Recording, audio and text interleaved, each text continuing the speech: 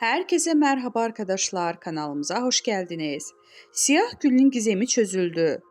Sevgilisi Hande Erçel ile ödül törenine katılan Hakan Sabancı, yakasındaki siyah gülü sorulunca muhabirlere sinirlenerek röportajı sonlandırıp bulunduğu ortamdan ayrılmıştı. Sabancı'nın yakasındaki gülün sorulmasına bu kadar sinirlenmesi merak uyandırdı. Hakan Sabancı'ya bu kadar kızdırılan yaka çiçeğinin gizemi sırrı çözüldü.